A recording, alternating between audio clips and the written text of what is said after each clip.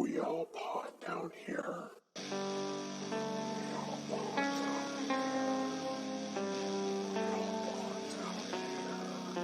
I told you they'd never die. Welcome to We All Pod Down Here. I'm Brittany. And I'm Dan. And welcome to our overview of Black Friday. No, not the shopping day, the movie, which came out November of this year. And it's about a toy store prepares for the annual madness of Black Friday, but they're getting more than they bargained for. These deals could be the death of you. And this flick was directed by Casey Tebow and was written by Andrew Grishkowiak. All right, what we're going to do for this episode, we got some feedback that some folks kind of wanted to hear more of what our formatting is going to be. So basically what we're going to do is go into kind of a plot synopsis, but with that have our different analysis, commentary, various trivia. There's not too much for this in the way of trivia, but that's partly probably because it just came out. So obviously there'll be spoilers, so before we get into this, if you want to watch this, it is in theaters, and it's also available to rent or buy from Amazon Prime. Yeah, on Prime it's $6.99 to rent, and I believe $14.99 to purchase. And that's as of today. If you listen to this 10 years from now, I don't know. So let's go ahead and get into it, shall we? Sounds like a plan. So I just want to note that Black Friday itself could be a horror movie, like just by itself, like just film the events of Black Friday. I mean, I've lived through it, so you could definitely make a movie about it. And it's, if you've worked a Black Friday in a retail environment, everyone who's worked it and survived it, they kind of talk about it like it's a war story. Everyone who has worked one of these would say, man, you could make a movie about this. Now, this is the extreme happenings of a Black Friday, but sometimes it doesn't really feel all that extreme. A lot of the people kind of act like aliens that shot down from outer space trying to kill us. Yeah, I can imagine. I've never had the honor of working a Black Friday in retail, but I have worked Mother's Day in restaurants, which that's always an experience. I'd say that would be the restaurant equivalent. At Red Lobster, we went on, I think, a 5-hour wait at one point. That's not surprising at all. Mother's Day and Valentine's Day are probably some of the worst. When Valentine's Day falls on a weekend, you want to die. And probably nobody tips either. I mean, when I worked Valentine's Day and when I worked Mother's Day, actually both times I think I was doing it as like a busser and hostess rather than a server, but it still really sucked. Sundays in general were the worst though, because you got all the after church people that would come in and they thought it was funny to tip you with these fake dollars that told you, they were like $1 million bills that said like Jesus loves you. And I'm like, you could do that as long as you actually also tipped, but they often wouldn't. They would just leave those. Or they'd leave like a trail of them like around the restaurant. I had to fucking clean them up. Oh, Christians, you never have them being a bunch of selfish, greedy assholes. Never hear anyone complain about the Buddhists. Nope. Anyway, so about the movie, we start out at Walmart, which that's not an homage to anything, no, right? To what? I have no idea what you're talking about here. I know, right? So they're trying to get ready for Black Friday. You see even like a woman like slam up against the glass, and it's just perfect, like where it's almost, it seems like it should be the start of a horror movie, which is exactly what it is. Well, it's like a zombie smashing against the glass, and if you go back to Dawn of the Dead, Romero made the movie in a shopping mall because all of the people in the shopping mall reminded him of zombies. Just mindless beings going store to store into ultra consumerism. So it plays into that for sure. Yeah, absolutely. And now, correct me if I'm wrong, they do not do the zombie walk in the Monroeville Mall anymore. Now they have it just in downtown Pittsburgh. Well, it's changed a lot over the years. So they did it for a while there. I don't know if they're still doing the quote-unquote zombie walk, but they do have the Living Dead convention that is at the mall again. So it's kind of come full circle. I don't know if they do a walk or not. They should. But those were fun. I participated in a couple of those. They were always a good time. I'm jealous. If they ever do them again, we should go up for one, just visit friends and stuff. I would love to just go up to the Living Dead convention because it's amazing. It looks amazing. It looks like the kind of conventions they used to do in the mall, and it's run by the people who run the Living Dead Museum, which are really great folks. And they do a really great job of preserving the history of those films. Yeah, for sure.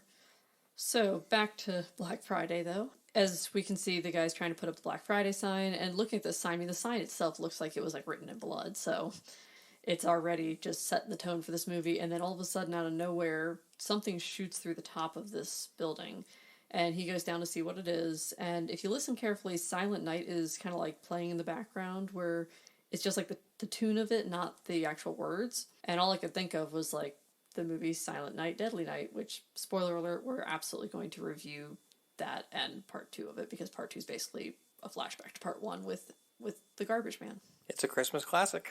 Indeed. So I think he also was putting up the sign and he dropped like a screwdriver or something, and he goes down the ladder to get it back up, and then the crash, and then he sees things, and then...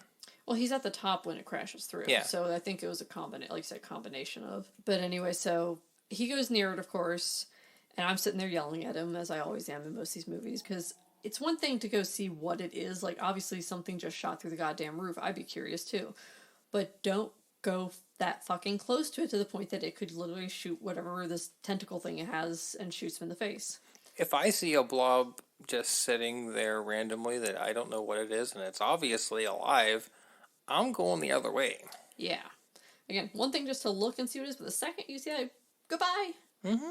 Anyway, so, of course, it gets him. Other people come over to see what he's doing. It clearly probably is going to get them. And then he goes to look at it, and, like, my first thought going to look at this thing is this Santa parachuting in for the Lakeside Mall? Al Bundy would be very upset because they really put his shoe store job in jeopardy. But, Santa crashed through, Santa died, they got all the certificates, and everything was all hunky-dory at the end. They could have got that check, though, but they stupidly said that no one saw it. Of course. But I still think it's funny that it was called the Lakeside Mall, and I'm just like, could it be the Crystal Lakeside Mall? At the Lakeside Mall.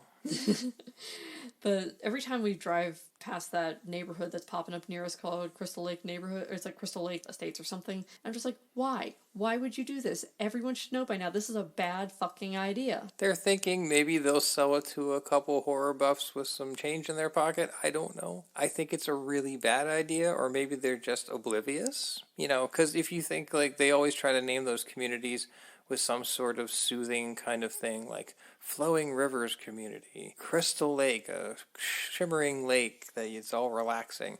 But Crystal Lake is anything but relaxing, you morons. Maybe if it's not a camp, then they can get away with it. Like, when it's houses, it's Even fine. still, no, that's a bad move. I'm way too superstitious to know. Oh, for sure. No, I'll go stand in front of the sign with a Jason mask on for a photo, but Sure. that's about it. So, anyway, getting back to this movie, we see Ken dropping off his daughters at their mother's house, and he makes a comment about how heroes work Thanksgiving, and all I could think was, I'm like, yeah, cops, firefighters, and retail fucking workers. Like I said earlier, being in this position, working multiple Black Fridays, and also it's going to a few stores on Black Friday just because I'm insane, and I admittedly didn't really buy that much. I would just go to watch the mayhem because I'm sadistic, I suppose. But working these things, yeah, you feel like you're going into war. One of in fact, the first one I worked at a Five Below for a while, and most of my Black Friday experience comes from there. And we were selling foam swords and foam shields. Fun. So, of course, there's probably 100 customers ready to bash the doors down. And I pick one of each up. I'm like, all right, let's go. Let's rock. Admittedly, I got a lot of laughs from the customers outside. I think it lightened the mood a little bit. Well, that's good. Because they didn't come in and violently kill us. They're like, it felt like with five... They politely killed you? Yeah, just killing me softly. But working it is a very specific thing. There's so much preparation that goes into this. I mean, just the pure setup. I mean, you have your back stock room in a store you can't barely walk through, going in at 4 a.m. to do freight. It's a thing, and it's a thing that goes for about 2 months, typically. And it's crazy, especially Black Friday. People come in just hungering for blood, and buy one, get one free deals. What was the thing you saw about the people fighting over that pillow pet?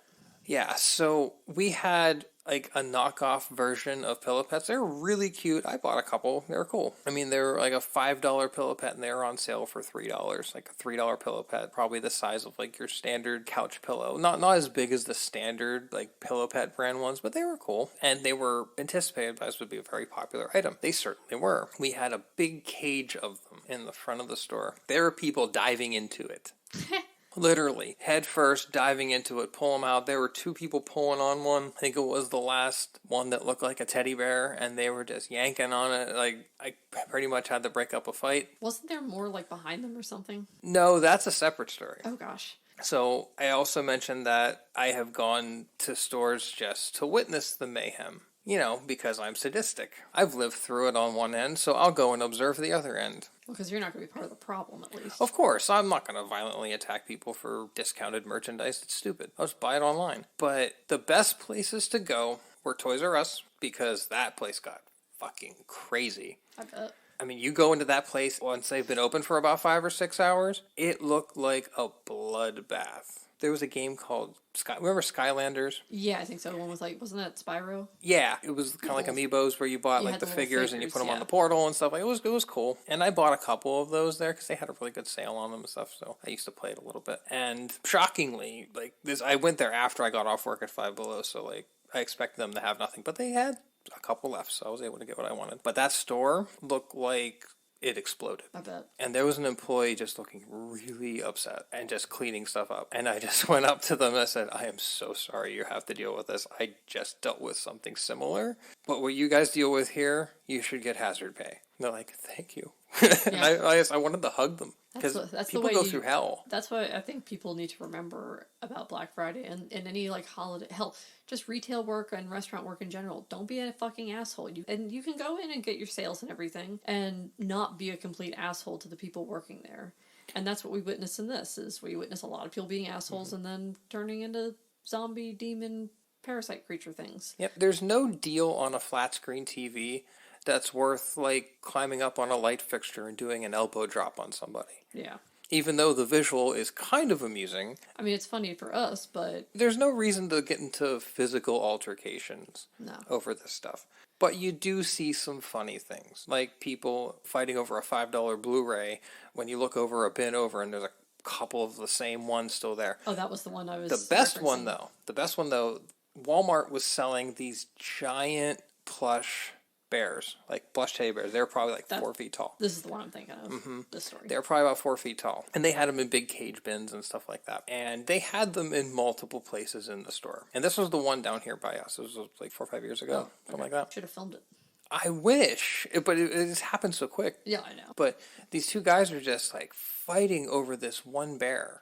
Like the one cage had one bear left. They are fighting over it. Like it's about to get bad. And there's a cage about like 3 or 4 down, filled with the fucking thing. Same exact bear. They're fighting over it. And, smart ass me decides, well, usually in a situation like this, I'll just observe. I had to say something. Because I noticed this, like, this is way too ironic. I have to embarrass these people. Mm-hmm. So I just go, excuse me, gentlemen. I see you're fighting very vigorously over that bear. But I would like to know that, instead of making giant fools of yourselves, even more than you already have, there's a bin right over there that has about 5 of them. So you can get multiples if you want. And they just stop and look at me. Like, I think the one neuron that they were sharing started firing. The hamster had a stroke, and then they just kind of figured out, oh shit. We've been literally fighting. Giant assholes. If you had let it go, the one guy would have rained blows upon him and then realized there must be a better way. And a new holiday was born. Festivus for the rest of us. I'll get the pole out of the crawl space. We're going to have to put up our Festivus poll after this, I think. Well, November 23rd is December 23rd. Yeah, December 23rd. December 23rd is the official Festivus day, but I like having the poll up early. I will drag the pole out of the crawl space. Festivus is back. A crawl space. The figurative crawl space. The garage. The Florida crawl space is the garage. Frank dragged it out of the crawl space. I'm dragging it out of the crawl space. All right. I'm also going to take the pole and slowly drag it on the ground so it makes that noise. George, Festivus is part of who you are. That's why I hate it. And there's your Seinfeld reference, folks. Oh, I have others. Oh, I know, but I'm just saying, there's the... Don't worry, folks. They're going to keep happening. So, back to the movie. We're going to make this episode so long an accident. Yep. We meet Ken, who is played by Devon Sawa. He's also played in the past as the human version of Casper in the Casper Friendly Ghost live-action movie, which was cool. And Idle Hands, Little Giants... Final Destination, and the new Chucky series. Which we have to watch at some point. I've only seen, like, the one clip, and it was really funny, and I'm like, all right, I'll give this a chance. Yeah. So, he goes to, I guess they're doing a carpool thing, he goes to pick up Chris, which Chris is played by Ryan Lee, which you may have seen him in Super 8 and Trophy Wife, and Chris's family is clearly awful. He's trying to just find some more hand sanitizer, which, after, of course, COVID in 2020, just feels so much more like, God damn it, let the kid find some goddamn hand sanitizer. Right. They felt like the awful family in Harry Potter. Yeah, they did. Because he's sitting there just asking for the hand sanitizer, and they're like, we're trying to enjoy Thanksgiving dinner, and apparently the dad's still charging him rent, and I'm just like, whatever for charging him rent, that's fine, you want to charge the kid rent, but, like, he's clearly going to go work on Black Friday this whole weekend. It's going to be terrible for him. Couldn't you at least be nice to him? Tell him where goddamn hand sanitizer is? Oh, yeah. Like when my parents would always tell me when I'm going to work You knew where the hand sanitizer was 1,000% of the time. Of course, because we had like 1,000 bottles of it, and I was glad to have it because a lot of the people coming in there it looks like they haven't bathed since the bicentennial or something. It was gross. Oh, for sure. And when you clean up the store after they've ravaged it, but it was sticky. Not sticky, just messy. It's just gross. It's like why do you have to take DVDs and just throw them into like a bin full of basketballs? You know, stuff like that. It's like, and that happened all the time, but just multiply it by about 10,000. Yep. So we have Chris and Ken get to the store, which, fun fact, the store that they filmed this in was actually a former Babies R Us. So with Toys R Us and Babies R Us and all of that going defunct, which I guess now they're trying to come back. Yeah, they're coming back as a section within Macy's stores in 2022. So basically, that's what they're going to call their toy section. We're going to pay extra for that. Pretty much. There also is still like actual Toys R Us stores, I believe, still in Canada. So anyway, we go to their store. The store is called We Love Toys, but it's spelled, as far as I can tell, L-U-V. Of course, play on words. Yeah, gotta be ironic. Just like Toys R Us, Babies R Us, gotta have that backwards R in there. Yep. So this poor kid's a germaphobe, and all I could think was, I was like, my God, this is, I guess, supposed to be 2021, but I'm just thinking of 2020 with, not much has changed. No, it's not, but all I could think was this supposed to clearly be based in a world with, like, no COVID, or maybe this parasite was supposed to be kind of like how COVID is, I don't know. Maybe. But this poor kid, I'm like, assuming, let's say, we're in this universe that we're in now where Berenstein is spelled wrong, and COVID happened, he has to deal with all these Jeremy customers and then go through COVID. And he had said he worked there for 2 years, I think. So, or no, he said 4 years. No, he was 2. Oh, he was 2, the girl was 4. Yeah. Marnie was 4. Mm-hmm. That's right. So he's had to deal with this through COVID, and I'm just like, you poor thing. But anyway, so we now meet the rest of the cast here, or at least the bulk of them we kind of start meeting, and we're not going to go through every single person, but some of the highlights, we have Brian, who is played by Stephen Peck. We meet Ivana Baquero, who's Marnie, and she was Ophelia / Princess Moana in Pan's Labyrinth. Wonderful movie, very sad movie. And then she was also in the Shannara Chronicles. We also meet Archie, who is played by the lovely Michael J. White, which you'll know him from a lot of things, of course. He played Al Simmons in the Spawn live-action film. I believe he was the first African-American superhero on film history by playing that role. Oh, wow. I didn't know that.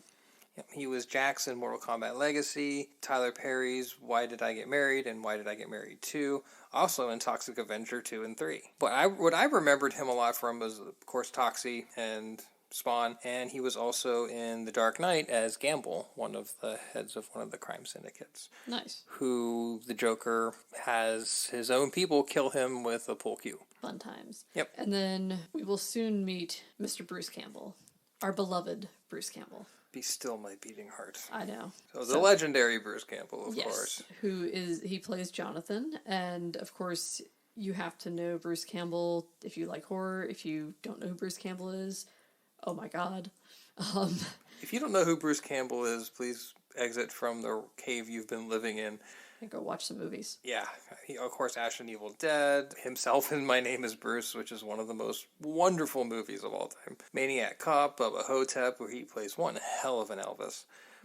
Burn Notice, the series, a very long-running series he did. He was really good in that. And in Cars 2, he was Rod Redline. Yeah, I did not know that part. Yeah, a lot of people didn't like Cars 2 very much. It's Well, one of the cute. lower-rated Pixar movies, but I still enjoyed it. It was cute. I remember when that came out, I made sure I got the die-cast car toy of Rod Redline. Because I knew it was Bruce Campbell, and I needed Bruce Campbell as a Pixar character. You know what they should have done? They should have made his car look like the car that Sam Raimi always uses. He was a secret agent car. Yeah, I'm just saying that would have been really funny if he had been the Sam Raimi car. Oh, for sure. And then, of course, we have Seth Green, which we didn't even realize was in it, but, like, once you know he's in it, you really hear it. And he just does the voice of this, like, broken bear toy that they have called Dour Dennis. It's just like the most melancholic toy you'll ever see in your life. Yeah, and when I saw this toy, all I could think of was Burnt Dust Brought.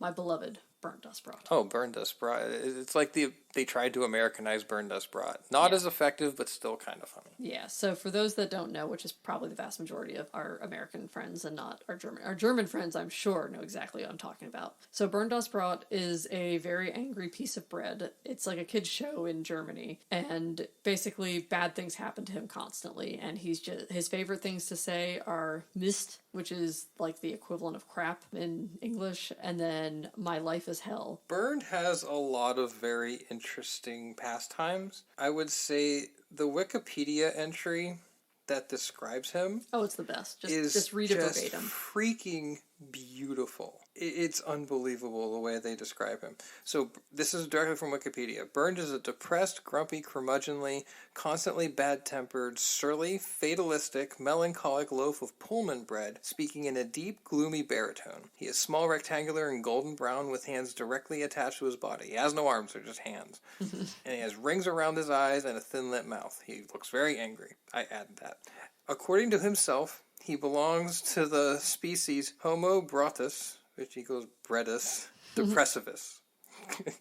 His favorite activities include staring at the south wall at his home, learning the pattern of his wood chip wallpaper by heart, reading his favorite magazine, The Desert and You, and enlarging his collection of the most boring railway tracks on video. Burns sympathizes firstly with himself. His favorite expression, as you said, is mist, which in translated to English is crap. His other catchphrases are, I would like to be left alone, I would like to leave this show, and my life is hell. Very German, and this thing is so ridiculous that you can't help but fall in love with it. Yeah, and I have, 3 toys that you've gotten me of Burned? Yeah, it's almost like a nesting doll. I got you 3 different sized ones. So, and then I carry them around places like a weirdo.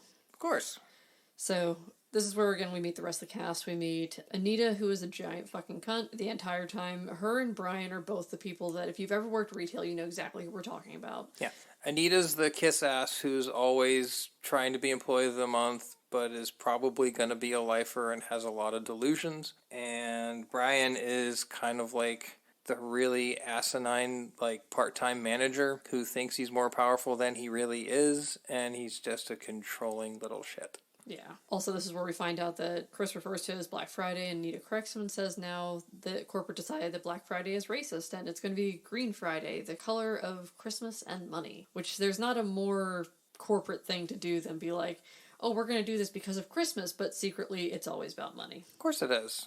At least the color of money in America, but, everywhere else has pretty money, unlike us. Yeah, we have boring money. It is. It's all green and it sucks. Anyway, I'm going to call bullshit on that because Black Friday has never been about race. As Bruce explains, the origins of Black Friday came from Philadelphia, from the police, who would use the term to describe a bunch of chaos and madness that would happen the day after Thanksgiving. Yeah, just like lots of pedestrian traffic and like road traffic. And a lot of people were coming in to see the big Army-Navy football game that was held on that Saturday of every year. So Philadelphia cops wouldn't be able to take the day off, and they'd have to work really long shifts and deal with all these crowds and lots of shoplifters and just utter madness. So that's where that comes from. And of course, the more contemporary viewpoint on Black Friday is that it's the day that a lot of retail companies go from being in a loss or in the red to being in the black and in a profitable state because of all the sales and the hysteria over Christmas shopping. And this really became more a thing in like the 80s, it seems like, from everything I was reading, where I didn't realize it was so recent. Yeah. You know? But I was born in the 90s, so that's why it seems like it's always been there. Well, I was born in the 80s, and it's always kind of been there for me, but I've seen it escalate over the years. Because it used to never bleed over to Thanksgiving Day. No, it was like most places like I remember when I was a kid were like 5, 6 a.m. were the earliest I ever saw. Then all of a sudden it was midnight opening. Then suddenly it was like we're opening at like 6 on Thanksgiving. And then 5, and then 4, and it's like, oh my gosh, there needs to be a law preventing these places from opening. I know they can't do that and whatnot, and if people just wouldn't go, they wouldn't do it. But people want the best deals, and I'm like, fucking hell, look at it online. It's almost always the exact same price. What it was always the trend really went by Walmart. So usually what Walmart would do, others would follow suit. Yeah. So I remember Best Buy would try, when I worked at Best Buy a long time, they would kind of go in line with what Walmart was doing. And I always felt like the decision for when they were opening came after Walmart announced theirs. So they kind of like, Walmart's a juggernaut, and we have to make sure we're competitive with Walmart. So really, I blame Walmart for keep moving it up and up and up, and everyone else just kind of tried to keep up. Yeah. At least with Amazon, you can't really fault them because they're always open. It's the internet. It's the internet. The internet doesn't shut down. The internet's the future of shopping, or really the present of shopping. I mean, yeah, I much prefer shopping online, and Amazon's a corporate giant, the evil corporate giant and whatnot, but at the same time, even like things like where you can shop local, and a lot of local places will let you shop online. So you can buy stuff and they'll either ship it to you or you can come pick it up at the store, whatever. So yeah, I've still bought stuff from a comic shop in Pittsburgh. They'll ship. So yeah, so you can shop local while shopping online. Everybody wins. Exactly. I don't have to leave the house and I pay people money. Yay! Anyway, so back to the movie, we have one of the main idiot guys walks outside. Of course, one of these parasite things, that's how it mostly seems like they're referring to them as parasites. It gets him. He's dead, clearly. So after we see this guy die, we go back inside and we have some foreshadowing. They talk about how Chris has now learned to work a forklift, which of course, again, that's going to come up later. And when Bruce/Jonathan is making his announcement, he also references the recall doll, which is this dour dentist, saying how its batteries were messed up. Again, major foreshadowing. This movie didn't really hide much. And I'm not saying that in a bad way. That's just kind of how it was. But that dour dentist thing, man, that thing is my fucking spirit animal. It just, all the things it was saying the whole time, it was just like, sounded sad the whole time, but like, just snippy about it. Yeah. Again, I want Burned and dour dentist to be in the same room and have a conversation. That would be great. I'd pay good money to see that. So then we have Bruce making his announcement. One of the things he says is the customer is always right. And I was just like, fuck that. I know that's always said, but you know what? As someone who's obviously also a customer, customers can be wrong. And I will always maintain that at the end. So they open the store, and the first person charging it, of course, is a lady and a rascal. And it just made me laugh because I think of at Disney, when we'd go to events and stuff, there was always some lady and a rascal, and she would be like so unaware of her surroundings and would constantly run into you. And it just always pissed me off so much. Oh yeah, just running over people's feet and just using it like it's some sort of battering ram just to get into a line to buy merchandise. Yeah. So when I saw that, I just that spoke to my soul. So then they're in line and Chris is dealing with a crazy lady. Yep, a crazy grandma. She has this bling necklace that says grandma, but she's just this insanely rude, arrogant jackhole of a customer, which can be the norm sometimes in a retail environment. And he notices there's this weird funk on the keyboard, and he's like, oh god, I need to clean this up. And she's freaking out, calling him all these names and stuff because he's checking her out too slowly. And I hate those people so much. I called her Grandma Karen. She is Grandma Karen, absolutely. Sorry to anyone who's named Karen that isn't awful. Anyway, so poor Chris now they shut down his line so he can go clean up puke, and this is when we see the first like creature attack him. Like, we've seen little glimpses of them here and there, but this guy previously was standing outside the store saying he wasn't feeling great, and the wife is just like, you're fine. And they go, and of course then he turns into crazy morphing rage monster thing. Yeah. It's definitely got that like rage virus thing going on where it's not like the slow zombie, it's like the like gonna kill you real quick. So, But it's also like metamorphosizing into something else. Yeah. And it's constantly evolving or devolving, it kind of seems.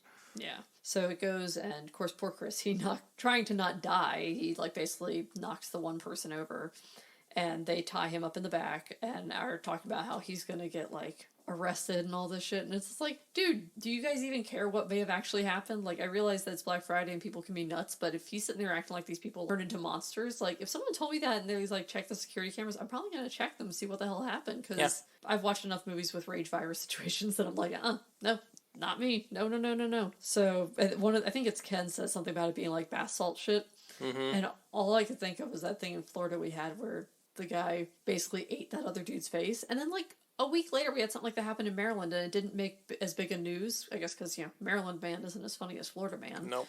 But the guy in Maryland actually was on drugs, whereas the guy in Florida that did this was not. He was just on Florida man being Florida man. He was just drinking too much of that awful Orlando water. I was about to say the Orlando water. That was down in Miami, wasn't it? I don't recall. I think it was. I don't know. So it looks like the alien crossed COVID crossed with the blob and like the thing, and it's like it's just. It reminded me also of the aliens from Evolution, where at the end they kind of all like form into, like, they try to nuke them and then they basically just form into this giant like mass.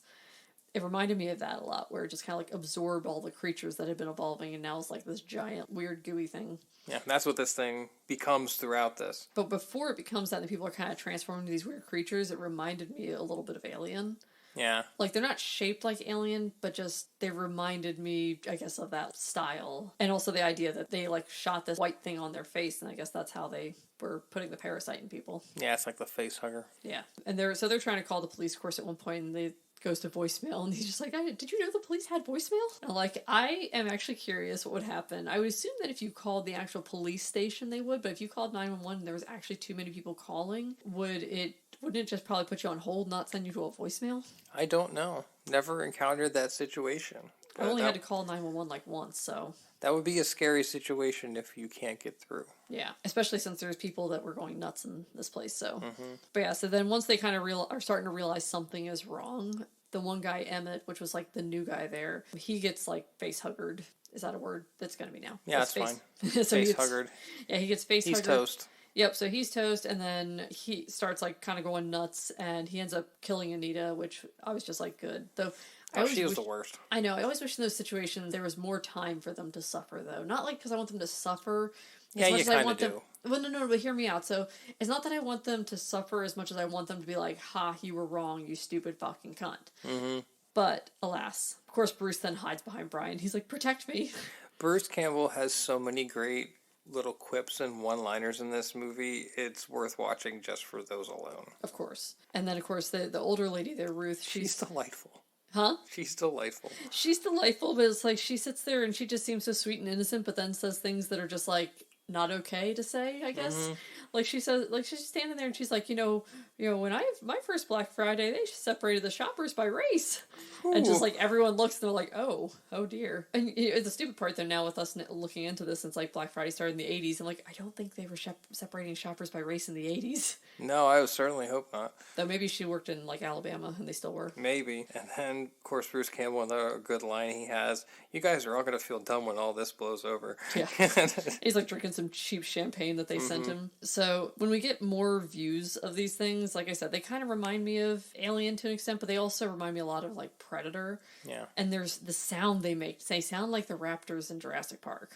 I wonder if they're using like a sound bit from that because a lot of times sound effects will get put into like databases, databases, sound banks and stuff that you can purchase general sounds to be used in movies. Yeah. So I wonder if that raptor scream is like the Wilhelm scream that's in so many movies. I wonder if it's something like gotten put into a sound bank. Obviously not as legendary as that, but something that got put into a sound bank. Yeah, that's what I'm thinking because like it didn't sound like the raptor, like the real like high pitched scream. It was more that like clicking, not the full on click, but like go, do. I don't know how to do it. I'm not a raptor, sadly. Another really good line when they're hiding away when they've realized obviously that the shoppers have lost it, and yeah, they kind of split up. A couple of them go trying to get towards the exit to see if there's Yeah, a they're gonna path try to. out. Yeah, they're gonna try to close the exit to try to like cut off the supply of people coming in. Yeah, because they found that people were getting in because the rest of the employees that were on the floor busted out of the emergency exit. So then they left the door open, which in turn allowed a bunch of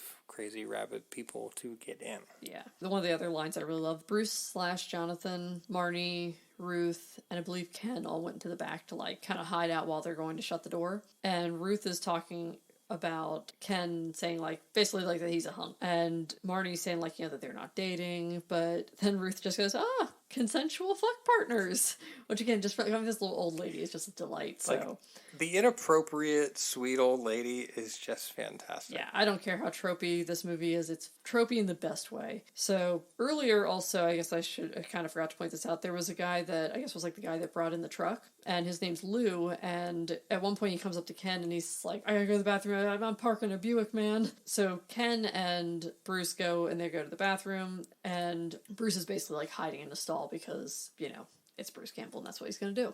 So Ash, he is not. yeah. So Ken's trying to find, like, I guess this stash of, like, booze that he had hid in the ceiling. And, of course, Jonathan / Bruce is just being like, you can't do that. It's like, there's monsters in the store. I think he can do that now. Yeah, I think we're at the past that point of protocol. So, of course, then he gets it out and it breaks. And then when he goes to lean down, he sees the shoes and it's just like, uh-oh, Mr. Parking and Buick is in the bathroom and probably not okay.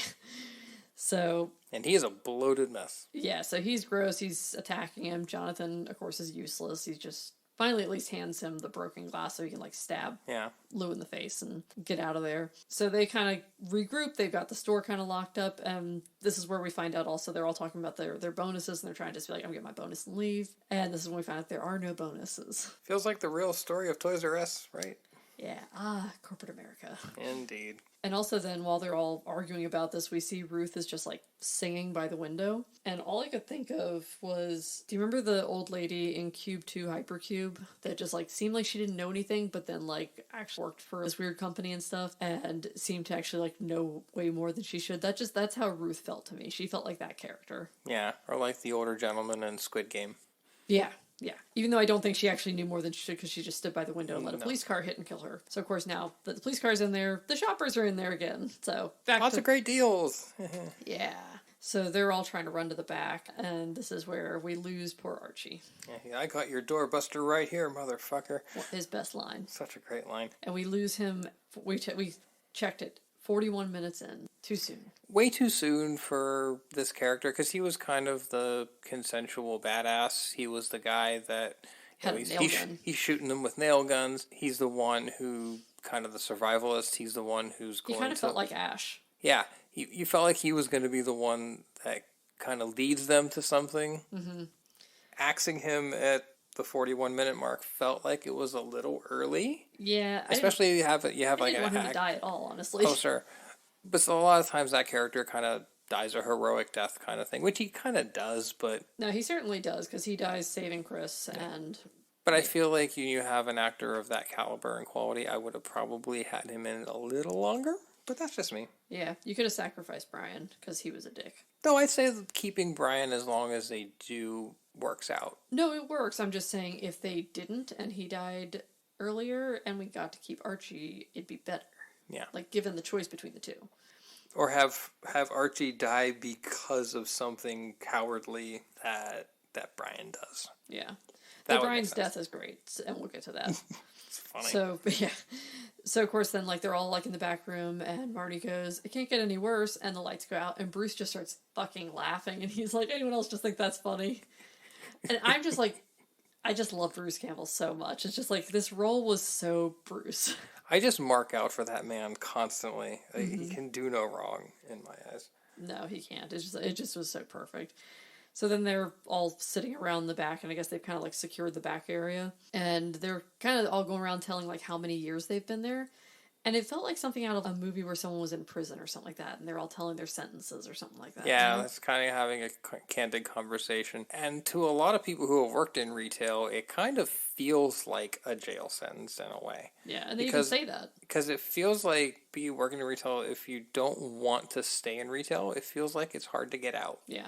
Because you're in a job, and before you know it, you're 5 years there and you barely even realize it. Yeah. So then, of course, after they're all talking and kind of like bonding, then of course they got to fight because that's what has to happen. So Chris at one point gets mad at Ken for calling him kid. And this part was so great just because Chris says, "You see me way too often to be your kid," which is like, it's such a low blow.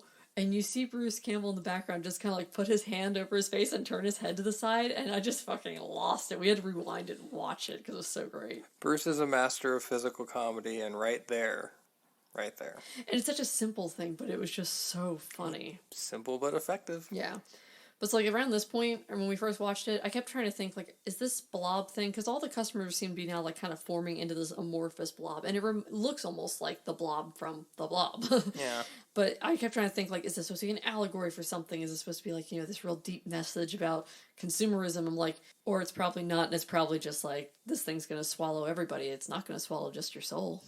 No, it's probably should pay the troll toll. Oh, jeez. I think what you're saying, though, is legitimate because you think about, if you want to think about it more introspectively, the idea of all these consumerist kind of people just trying to buy all this merchandise because buy, that they kind of all are the same being and they're morphing together. Combined, they form this unruly monster. Yeah. And it feels like that. Anybody who's been to a store at Black Friday has seen that kind of mayhem, especially if you've gone to Walmart. Yeah. Or here, Walmart. Yeah. Walmart never really got off the ground, did they? No, things crashed into the ground and that ended them. Yep. So, of course, then at some point, Bruce says he's going to go down with the ship, and then later, of course, Marty's like, "I thought you were going down with the ship," and he's like, "I changed my mind." It's such a great speech, and then he just chickens out. Yeah, of course he does. It reminds you a lot of like his caricature, like portrayal of himself in My Name Is Bruce a little bit, just kind of that like bit of silliness. Yeah. And then, of course, at one point when they kill one of the things, I think it's like when Emmett comes back in, like they smash its face and kill it, and he's like, those things never die. Like, and then later, of course, it comes back and he's like, "I told you they'd never die," and which is, of course, our quote from the beginning. But it's like my favorite line of this whole movie because it's just like it's so fucking true. Yep. And with these, I don't think it mattered how many times you double tapped; they were just going to become a blob anyway. So was that one that came at them? Was that Anita? I thought it was Anita. I thought it was supposed to be Emmett. Was it? Yeah, because the shirt had that kind of weird Hawaiian-y looking shirt. Oh, that's right. I think Anita comes back and attacks him at some point, though. She kind of pops up at one point, but I don't know if she really, like, full-on attacks him, but...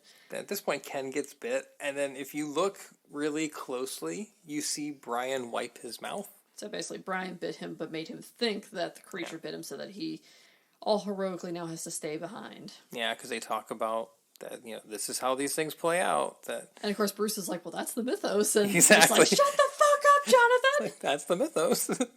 So good. But yeah, so the Ken decides to stay behind, and they're trying to get out. Yeah, and they're trying to get onto the truck, and they're hoping that they can, get off through like the little roof hatch, and then get in the front of the truck and drive away and whatnot. So, and of course they have a great line where they get on the truck and Bruce/Jonathan talks about how like his Elk Lodge is only a couple miles away. And then Brian says, or we could go to the police. And Chris says, "Haven't you seen it? The police are monsters now." And Marty just looks at him and goes, "Now?" And I just yelled out. I was like, "Oh! Burn. Burn." So Chris is trying to get into the truck and he just could not drive the truck. He probably should have taken a class or something. He should have taken shop class. Right, but then he can drive the forklift, but he can't drive a truck.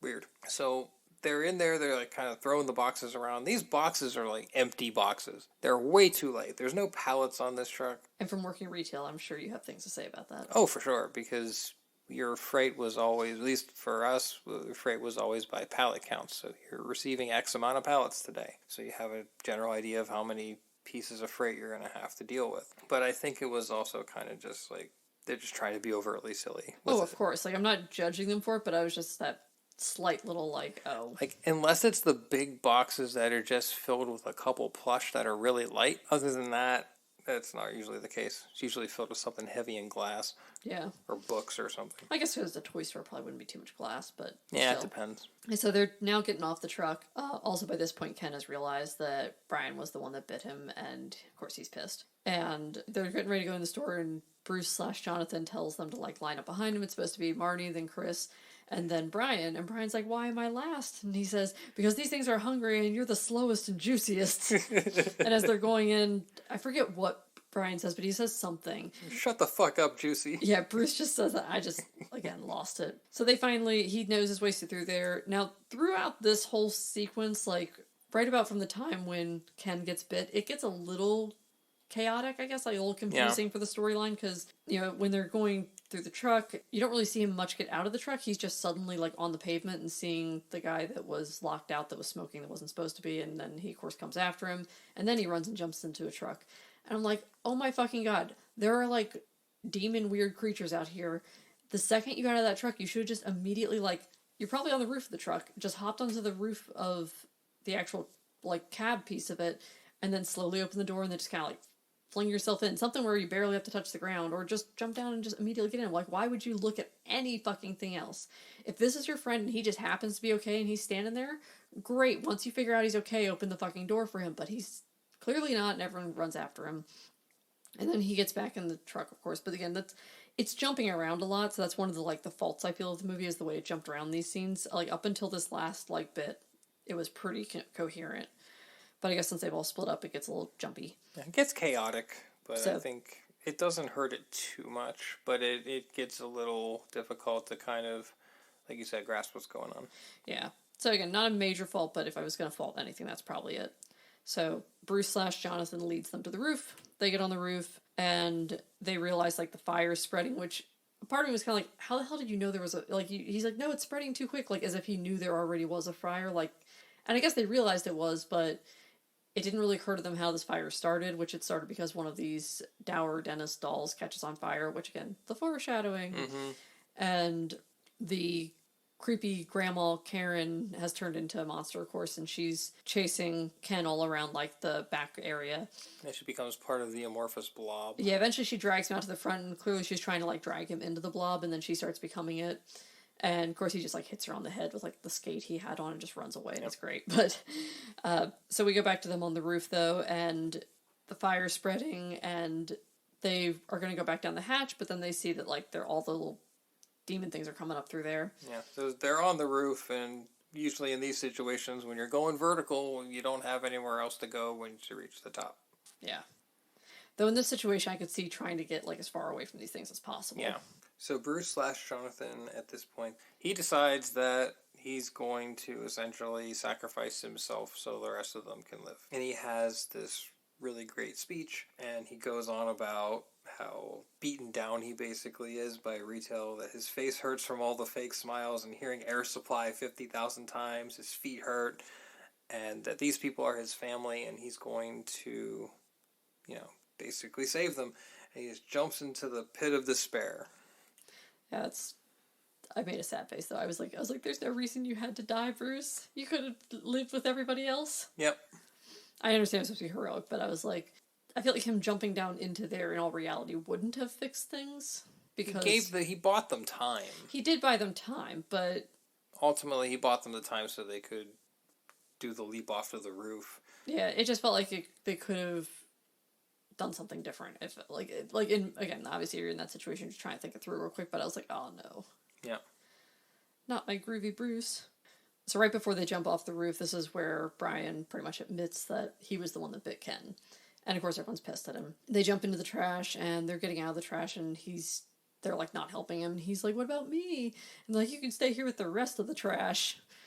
Yeah, Marnie throws a bag of trash in his face. Yeah, and they get out, they're trying to find a car to get into, and of course Brian once again fucks it up and like grabs at one of the door handles, setting an alarm off.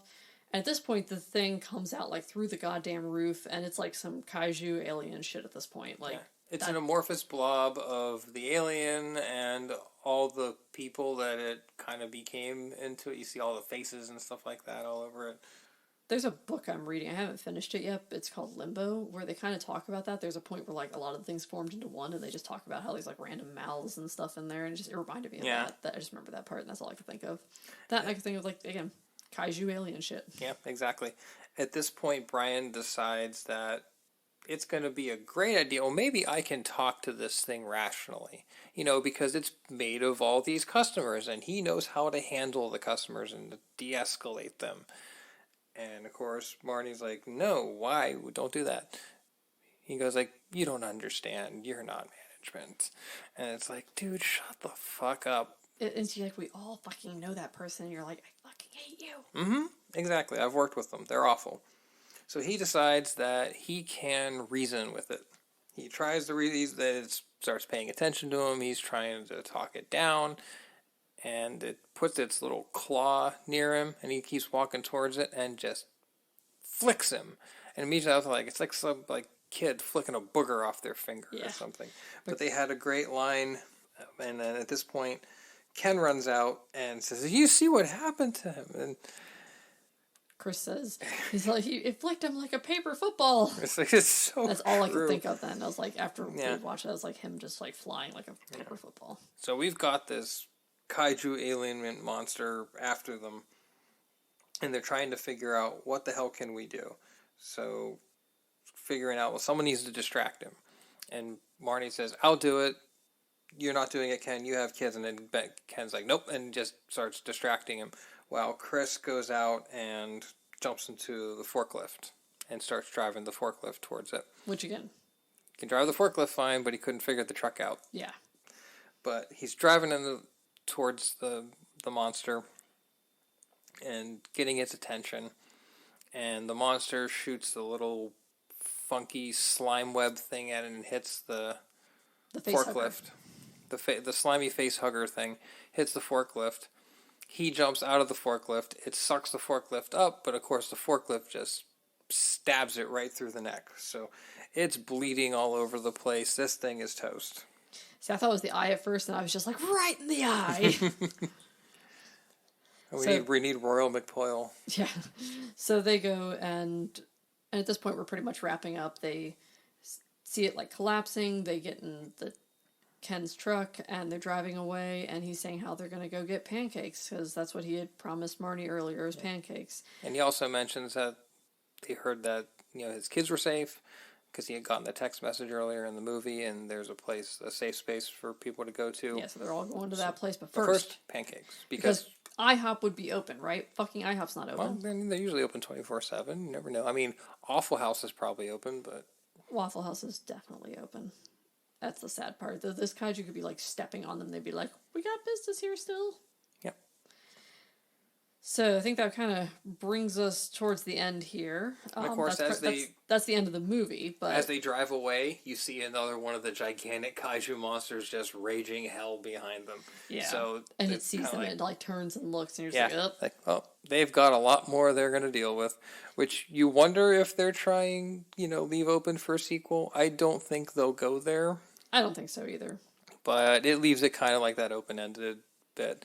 I thought it was a cool way to end the movie. Yeah, for sure. So our sources that we use for this were IMDb and Wikipedia. There's a legitimate website called blackfridaydeathcount.com. Yeah, and so I got that not because I felt it was really that relevant to this, but I just thought it was funny that it existed. So, according to Black Friday Death Count, since they've been counting, I believe since 2006, yes, 2006, there have been 17 deaths and 125 injuries.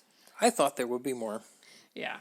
There was actually only 2 in 2020. There was nothing in 2019, which is weird. Because it was like the year before things went to hell. So you also could have minor injuries and stuff that weren't reported. Oh, for sure. This is obviously the ones that made the news, but yeah. But I just thought it was funny that they had there's an actual website for it, of course. And then then thinking that I was like, oh, that's so funny that just like the fact there's an actual website for knowing whether the DC Metro is on fire, because I grew up near DC. We used the Metro every time we'd go into DC because driving through DC is hell. I've done it. And there's a website. The website name is just ismetroonfire.com. But if you Google is the DC Metro on fire, it usually is the first result. They also have a Twitter page. It's really funny. And every couple times a year, the DC Metro catches on fire. So it just happened to be, I looked at it today, and the DC Metro is on fire today. So normally the website says, is the DC Metro on fire? Not yet. But today, it said, yep. And the last time when they had it back in June, just said, sure is. And they have the different lines, because the red line, the green line, and they put a fire on whichever line is on fire at that moment. And it's really funny. So I just wanted to share that with folks for some entertainment. That's pretty brilliant. And then, of course, just for looking up some of the Black Friday deaths, I just use an nypost.com article that was just called Black Friday's Most Gruesome Injuries and Deaths Throughout the Years. And they reference some of the stuff from the Black Friday death count. But there seems like a lot of them aren't actually related to Black Friday. They just happen to be able to die on Black Friday. Like this year, there was apparently a shooting at the Northeast Austin Walmart, and it was the city's 83rd homicide, and the suspect is still at large, according to this. Crazy. But then there are several that if you go through, there's like brawls that break out, there's someone stabbed while shopping, there's several articles about people being trampled, lots of fun stuff like that. A lot of the stuff kind of it changed because a lot of stores started doing queues and whatnot for getting in instead of just a mass of people gathering and just blasting through the doors. So I think it's gotten better in that respect. Yeah. That's probably why there aren't as many documented incidents. Especially the tramplings. Yeah, but there's still incidents. Yeah, and it's like, again, there's no tramplings on the internet. Plus, it doesn't count for all just the gross behavior in general, like the arguing and the screaming and The fighting. Yeah, it's just the verbal altercations. It gets out of hand. I mean, when you go to Best Buy on Black Friday, there's always police. There's police everywhere. Why is that? Because people can be unruly psychopaths. It's pretty gross. Yeah. And I was going to say also, like, with shopping online, I was going to be like, well, nice part about shopping online is I don't have to wear pants. But then I remember we're in Florida, so the pants don't really apply here. No, they really don't. Not going to enforce masks. They're not going to enforce pants, I'm sure. Oh, I'm sure they'll probably try to enforce pants. I don't know. It depends probably how pretty you are, whether they'll enforce pants or not. Depends on which store, too, Yeah. I think. If it's Walmart, No, I mean, we've seen people in just bathrobes walking the Walmart. Now, granted, that was in Maryland that happened. Yeah, I've seen it in Pennsylvania, too. I think pretty much wherever there's a Walmart, if you go there late enough at night, if it's one of the 24/7 ones, you're going to see some stuff. Yeah, that's why the People of Walmart website exists for just those photos. Exactly. So let's get to our ratings. So for out of 5 skulls, the overall as a film. I'll give it a 4. I think this is the kind of movie that it's not intended to be a cinematic masterpiece. I don't think anybody coming into a cheesy horror film about Black Friday should expect Citizen Kane. However, it's meant to be a good time. It's meant to be over the top. It's meant to be fun. You have Bruce Campbell in it. You know what kind of tone you're going to get from a movie with Bruce. It ticks all the boxes for me. It's one of those movies that, yeah, I could make this an annual tradition to watch this on Black Friday because it's fun. Has a lot of good humor, some good action. It's just a really fun movie. I enjoyed the vast majority of it. So a 4 is what I'll give it. Yeah, I think we're going to be pretty aligned on this one. I'm giving it a 4 as well. Again, same reasons. I'm not going to harp on it too much. It's fun. Bruce Campbell's always a fucking delight. So, and then for scary factor, I'm going to just give it a 2 because I feel like that it's not really scary at all. Like, there's a couple scenes that might make you jump a little bit. The monsters look a little creepy, but I didn't go into this expecting to be scared. I expected to have fun, and I did. So I'm going to give it a 2. Yeah, I would give it a 2 as well. I'm not scared at all watching this film. There's nothing that is either psychologically scary or really physically scary other than, the monsters attacking and stuff like that. So I don't think it's really intended to be a scary film. So I agree. Scare factor is a 2 for me. How are you feeling about music and sound design? I'd say a 3. There's not a ton of music and everything, but the sound is really well done. It's mixed well. Everything is as it should be. The monsters make some funky crackling sounds and overall creepiness. So I think the sound design was good. Nothing over the top. It's not bad. Solid 3. Yeah, I'm toying between a 2 and a 3. I think I'm going to give it the 3, but I was toying between a 2 because I kind of mark it off a little bit for them sounding like raptors, because even though it's funny, it's not very unique in some ways, so it's hard to decide whether that should be a plus or a minus in these kind of scenarios, so, because it's funny, and the movie's designed to be funny, so I think a 3 is pretty fair, though. Agreed. And then for effects, I'm going to give it 3. I was toying with this because, I mean, the CGI is very cheesy, but I wanted it to be cheesy. The practical effects, like the costumes of the monsters, are very good, though. So I toyed with that or a 4, but again, not to fault it for cheesy CGI, because it's not a fault, but it's also not great CGI, you know? Does that make sense? If you want to see lifelike, realistic, great CGI, watch the new Dune film. Yeah. That movie is just a visual tour de force. Dune is loaded with brilliant CGI.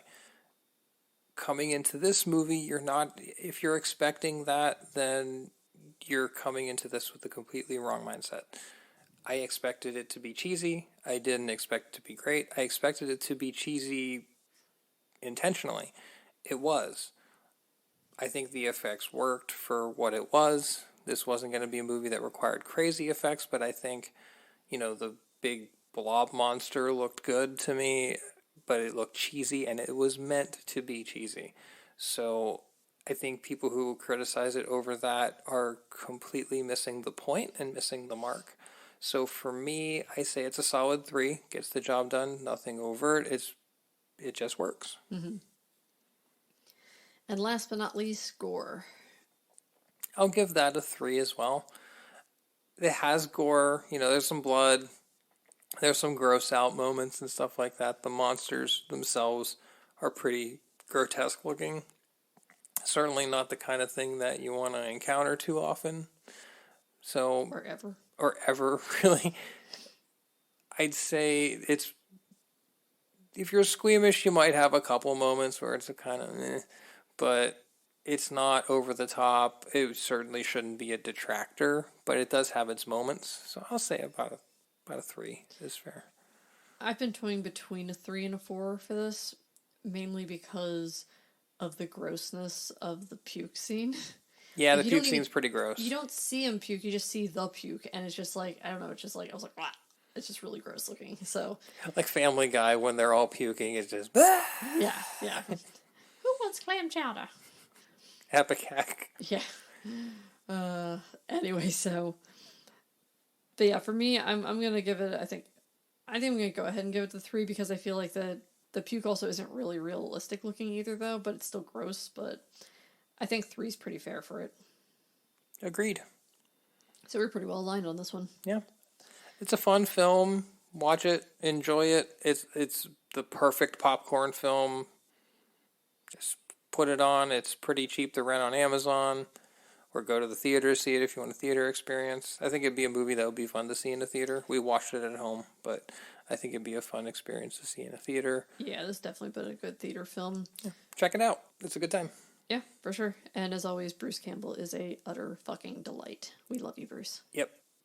I think I could watch Bruce do pretty much anything and it would be entertaining. It's like when we were at a Cleveland Comic-Con and he started a conga line with a bunch of people. Oh, yeah.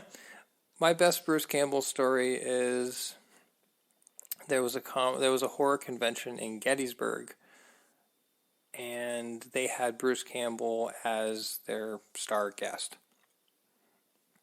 And they had him they had like the talks and stuff in a movie theater that was on the same property as where this was being held, like the hotel was being held at. And got like VIP tickets just to guarantee a seat in the theater to see Bruce. It was like a little bit of an upcharge, nothing crazy. It ended up, people were waiting in line for like 6+ hours to see Bruce, and it was a really small theater.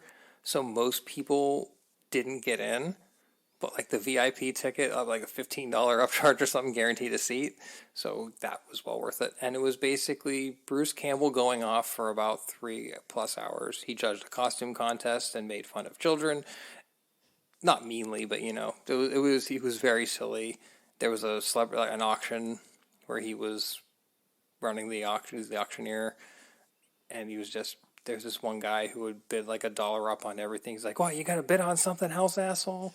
It was so delightful, so Bruce Campbell, something I'll never forget. Yeah. Yeah, so I think that's going to be it for this week. So we're also going, obviously, if you didn't hear it last week, we'll remind you guys that the Mads Are Back are going to be doing a live stream of Manos: The Hands of Fate on December 14th, and you should totally get tickets for it because it's wonderful. Yep, Or it's on going to be Eventbrite. wonderful. Look it up. Yep, so, or go to our last episode. There's links in the show notes. But I think with that, we can go ahead and sign off here. So this has been We All Pod Down Here. I'm Brittany. And I'm Dan. Bye! Thank you for listening. Don't forget to rate, review, and subscribe. Our logo was designed by Emmanuel Arroyo. Our website is weallpoddownhere.com. Email us at weallpoddownhere@gmail.com. And you can follow our shenanigans at weallpod on Twitter. And at weallpoddownhere on Instagram and Facebook. And feel free to suggest a movie you want us to review. Or if you just want to suggest something to make me really uncomfortable. Be afraid. Be very afraid.